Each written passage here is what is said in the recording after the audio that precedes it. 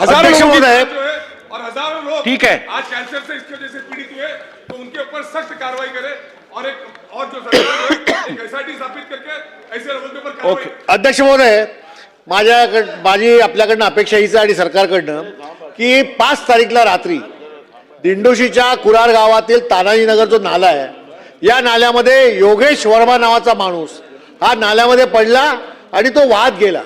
अध्यक्ष महोदय, त्यानंतर त्याच्या कुटुंबियांनी तक्रार केली. तिकडे असताना कुरार पोलीस ठाणे यांनी दखल घेतली नाही. मुंबई महानगरपालिकेचा अतिदक्षता विभाग यांनी दखल घेतली नाही. फायर ब्रिगेडने दखल घेतली नाही आणि त्यामुळे अद्यापपर्यंत त्याची बॉडी सापडलेली नाही आहे. त्याचे कुटुंबीय आता विचारतायत की आमच्या माणसाची बॉडी शोधण्यासाठी महानगरपालिका आणि शासन काय करतंय. आणि म्हणून अध्यक्ष महाराज, आपल्याकडनं माझी अपेक्षा आहे की या वर्माच्या कुटुंबियांना पण न्याय द्या. योगेश वर्माची बॉडी शोधण्यासाठी आपण सरकारला आदेश द्या, मुंबई महानगरपालिकेला आदेश द्या आणि तात्काळ या संपूर्ण योगेश वर्मा कुटुंबियाला न्याय द्या. एवढी माझी या अर्जाच्या मुद्द्यावर विनंती. ठीक आहे, दिलेल्या माहितीची नोंद घ्यावी, उचित कारवाई करावी. उचित कारवाई करण्यात येईल, नोंद घेतलेली आहे आणि त्याचा शोध सुद्धा घेण्यात बोला येईल. बोला. अध्यक्ष महाराज ऐकून घ्या, ऐकून घ्या. एक मिनिट. अध्यक्ष महाराज, माझा एक पॉइंट ऑफ प्रोसिजर आहे. माझा पॉइंट ऑफ प्रोसिजर असा आहे अध्यक्ष महाराज की विधान भवनाच्या पायऱ्यांच्या समोर या ठिकाणी कॅमेरे लावलेले आहेत अध्यक्ष महाराज आणि ते कॅमेरे लाईव्ह आहेत अध्यक्ष महाराज. काय ऐकूया विषय. अध्यक्ष महाराज, एक मिनिट बोलू.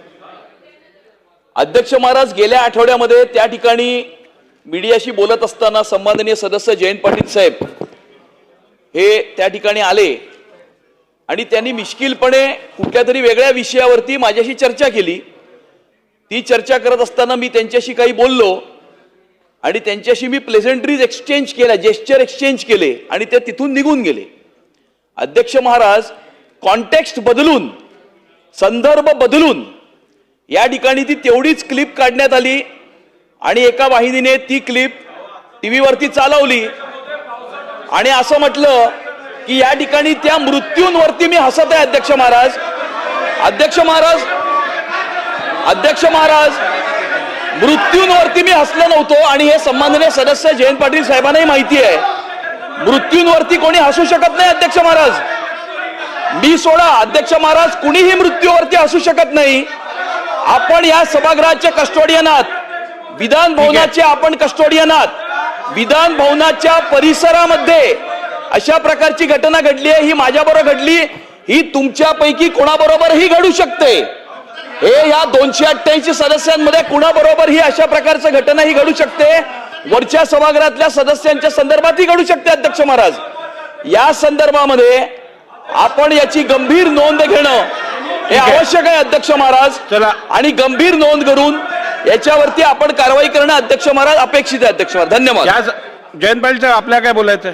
जयंत अध्यक्ष महोदय, महाराष्ट्रात सर्व ठिकाणी प्रचंड पाऊस आहे आणि मुंबई, बृहन्मुंबई एरियामध्ये आणि खास करून मुंबई पुणे रस्त्यावर, नाशिकच्या बाजूला सर्व ठिकाणी प्रचंड पावसाने थैमान घातलेलं आहे.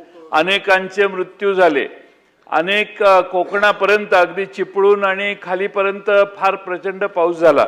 अध्यक्ष महोदय, अनेक ठिकाणी बांधकाम खात्याने अलीकडेच केलेली बांधकामं पडली, त्यांना फुल प्रूफ असताना देखील पडली. अनेक ठिकाणी झाडं पडून अनेकांचे मृत्यू झाले. अध्यक्ष महोदय, म्हणून आम्ही स्थगन प्रस्ताव यासाठी दिलेला आहे की सभागृह स्थगित करावं आणि ही चर्चा करावी.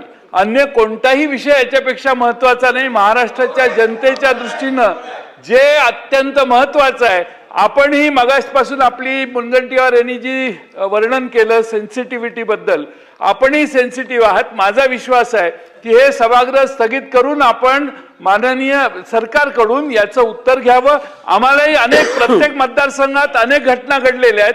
प्रत्येक सभासद काही ना काही सांगू इच्छितं, बोलू इच्छितं. कदाचित सत्तारूढ पक्षाचेही सदस्य बोलू इच्छितात. त्यामुळे सगळे कामकाज स्थगित करून अध्यक्ष महोदय, या महाराष्ट्रात आणि खास करून मुंबई, ठाणे, कोकण आणि सर्व परिसरात पडलेल्या पावसाची चर्चा व्हावी, त्याच्या झालेल्या नुकसानीची चर्चा व्हावी, त्यातनं निर्माण झालेल्या मृत्यूंची चर्चा व्हावी आणि त्याच्यावर उपाययोजना होण्यासाठी हा स्थगन प्रस्ताव महत्वाचा आहे. आपण तो स्वीकारावा अशी माझी आग्रहाची विनंती आहे. बसून घ्या आता तरी. आता काय बोला. मला अपेक्षित होतं अध्यक्ष महाराज की काल आपण